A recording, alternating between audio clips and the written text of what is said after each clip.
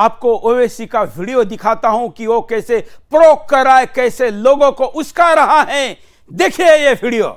मेरे अजीज दोस्तों और बुजुर्गों, ये बात कहना जरूरी था। इसलिए जरूरी है कि अगर गाजा का नाम आए, फलस्तीन का नाम आए, मस्जिद अक्सा का नाम आए, बैतुल मुकद्दस का नाम आए और तुम्हारे और हमारे दिलों में हरारत ईमानी पैदा नहीं हुए तो फिर तुम इंसान कहलाने के लायक नहीं हो।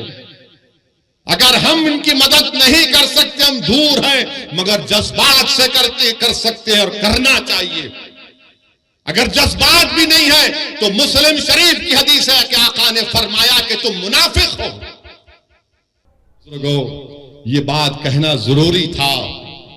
इसलिए जरूरी है कि अगर गाजा का नाम आए, फलस्तीन का नाम आए, मस्जिद अक्सा का नाम आए, बैतुल मुकद्दस का नाम आए और तुम्हारे और हमारे दिलों में हरारत ईमानी पैदा नहीं हुए तो फिर तुम इंसान कहलाने के लायक नहीं हो। देखिए क्या कहता है, ये कह रहा है कि तुम इंसान कहलाने के लायक नहीं हो। इसने जितने नाम गिनाए उसमें से एक नाम भी हिंदुस्तान के अंदर का नहीं है। हिंदुस्तान से संबंध नहीं, हिंदुस्तानों के लोगों का संबंध नहीं है।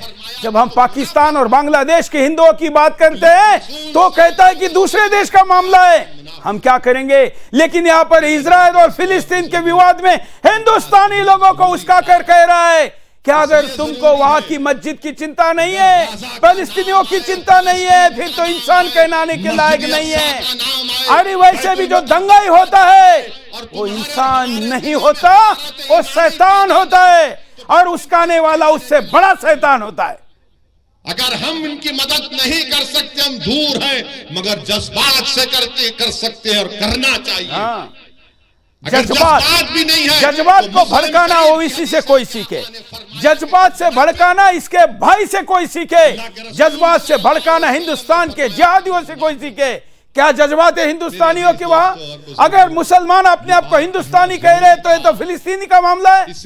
लेकिन इतना ही नहीं, इसको और वीडियो है, एक और वीडियो देखिए क्या कहता है। जो कुछ गाजा में हो रहा है मेरे अजीज दोस्तों और बुजुर्गों, अपने सीनों पर हाथ रखकर सोचो।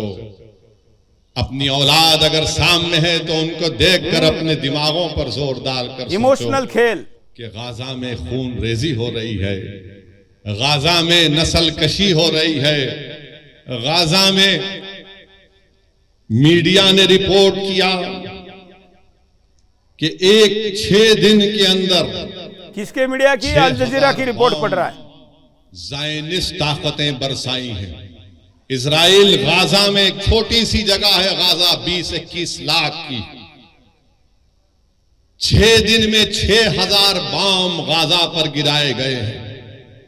और वही जब आईसिस से मुकाबला कर रहे थे पूरे ममालिक, ये पूरा आईसिस कोएलिशन के नाम से था, तो वो लोग 1 महीने में 2500 बम आईसिस पर गिराए थे और गाजा में 6 दिन में 6000। अब इसका डबल स्टैंडर्ड देखिए।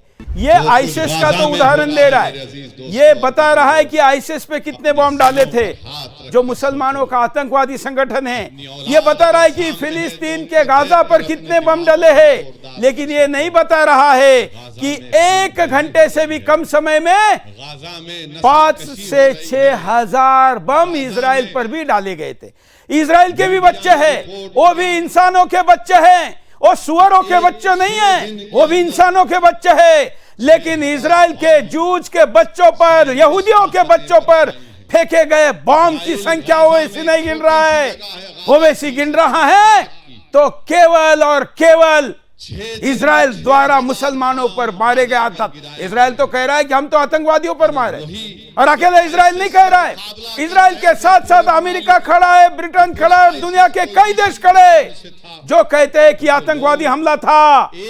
इसके लिए डबल स्टैंडर्ड है। हमला मुसलमान गैर मुसलमानों पे हो तो ये उसका नाम नहीं लेगा, वहां इंसानियत मानवता का कोई मतलब नहीं है। लेकिन मामला मुसलमान का हो तो ये फिर इमोशनल खेल खेलेगा।